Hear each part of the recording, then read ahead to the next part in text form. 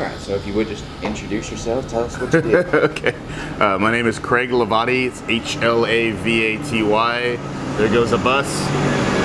Sorry, we're going to probably have that problem a few times. All right, my name is Craig Hlavaty, Hlavaty, and I work for Newsfix, the Houston Chronicle, the Outlaw Dave Show, and I'm also somehow a country vinyl DJ. I've been asked to sort of talk about my career here, and that's your job. Yeah. So how did you get started with writing for Houston Press? Well, I started in 2006. I had my own little blog on MySpace. Do you remember MySpace?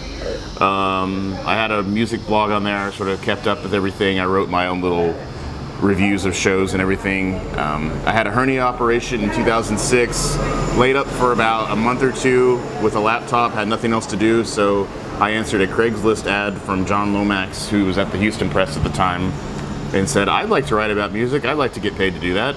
It was just for a freelancer thing. Signed up for that, and for some reason 2 weeks later he was like, hey, you seem okay, you want to do this? And I was like, yeah, sure. So I started submitting things. Maybe a month into this, in August or so, I got my first thing in print in the press, and I was hooked after that. It was funny. It was about, I think I was basically, it was like 600, 700 words riffing on some stupid compilation that came out about like 90s rock, and I thought it was dumb because it was stuff that from my junior high time. So that's how I started, and then from then on, everything else happened. So I started at the Chronicle April 2013 on my 30th birthday. So how did you make that transition? How did I make that transition? They came to me and said, we want somebody who's cool and hip and has crazy tattoos. No, they really didn't. They said, are you ready to take a next step? And I was like, I'd love to take a next step. I don't know if I'm smart enough for this, but I'll try it. And I did it. So I've been there coming up on almost 2 years. So it's a fun ride. It's fun over there. So what do you do for the Chronicle? I write about anything and everything. I have my own blog over there called The Texican. I write news stories, crime stuff, things like that, things that come across the wire. Anything that interests me or interests other people. I like Houston pop culture things a lot, Houston history. My Texican blog is a little bit for more of the oddball kind of things in town, the artists, things like that, musicians. And then I also contribute to Gray Matters, which is sort of like it's a new blog that they unveiled about 2 months ago. It's a little bit cooler, short stories, things like that, little slice of life kind of things. So where'd you get into the Astrodome? Where did I get into the Astrodome? Well, I was born in Houston in 1983, and I went to the Dome for the first time when I was 4 years old to see George Strait, which was my first concert that was a real concert.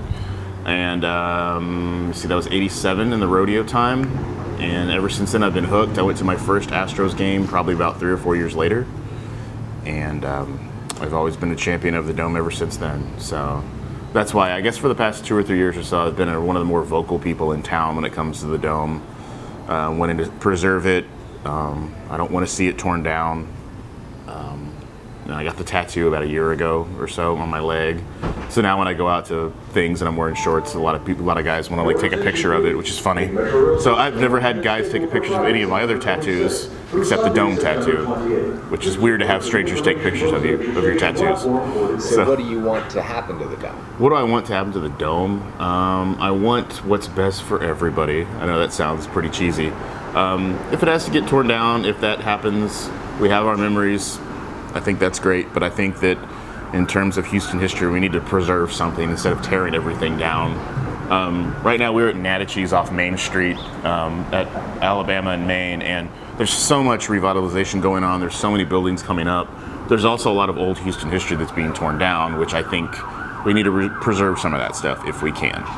So most major metros don't do that. Exactly. Most people try to revitalize things or reutilize things, and Houston's big hallmark has always been tear it down and build something else on top of it. So I think for the Dome, I think we should at least try. So, would it kill you if it turned into a casino? Well, I'd be more surprised that we legalized gambling in Texas before they turned into a casino. If they turned it into a casino, I would definitely go. And I'd probably have a gambling addiction. So it'd be kind of cool to lose all your money in the Dome, right? Yeah. So I think wasn't that Mattress Max plan? that was just my plan.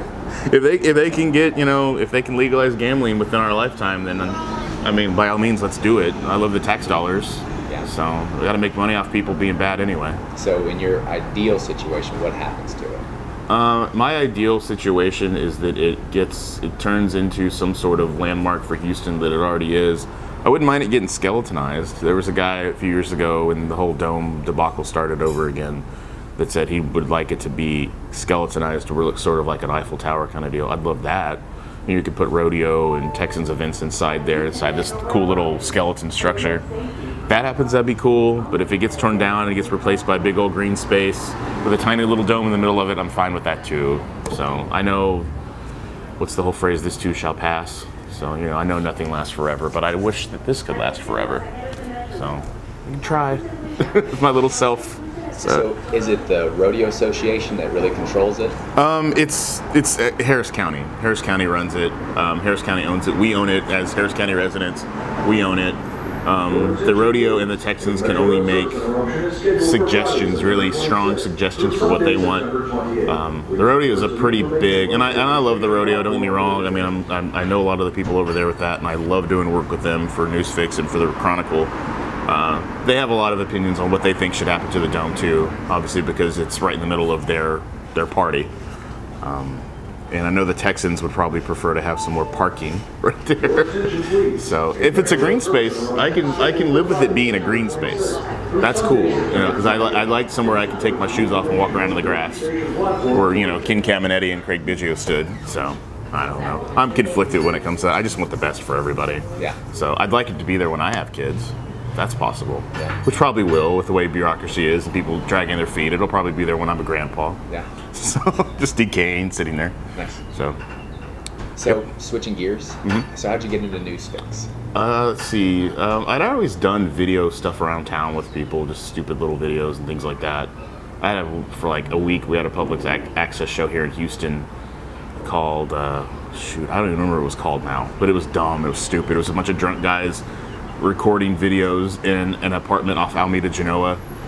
That didn't work out, so it was kind of dormant for a while. In 2010 or so, the end of 2010, some people from Channel 39, KIAH, this is before Newsfix even existed, came to the press office and said, do you have any personalities here? Do you have any people who don't shy away from the camera, people who probably look a little bit cool on camera, have like an interesting look, that have opinions that can actually speak a few sentences at a time? And everybody sort of in the office went, that guy, and pointed at me in my little corner, blaring Slayer or something in my headphones. And I did a 30-minute, I guess you want to call it a test run or something. They kept on throwing topics out at me. They're like, what do you think about censorship? What do you think about foodies in Houston? What do you think about the economy? What do you think about this? Just all these different things that were going on in town at the time. And I was just reeling out my opinions and stuff, making jokes, making one-liners. And 2 months later, we got a call back, and they said, we want the guy with the tattoos to come back. So I was like, okay, so do I have a TV show now? They're like, you're going to be a part of a TV show. It's not your TV show, but you're going to be a part of it. And Shannon, one of the producers, came to the office. This is when we had the orange couch still. I don't know if did you watch Newsfix back then when we had the orange couch?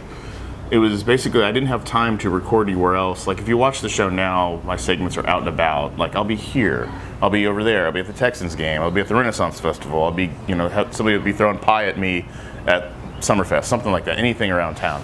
But back then, I didn't have time to do anything that involved, so I basically sat on an old IKEA couch in a side room at the press, and they would just throw topics at me, and I'd talk about them for like a minute and a half. It was really boring. I looked really awful, and I looked really fat because it was just me just slumped on a couch, didn't have a lot of good posture.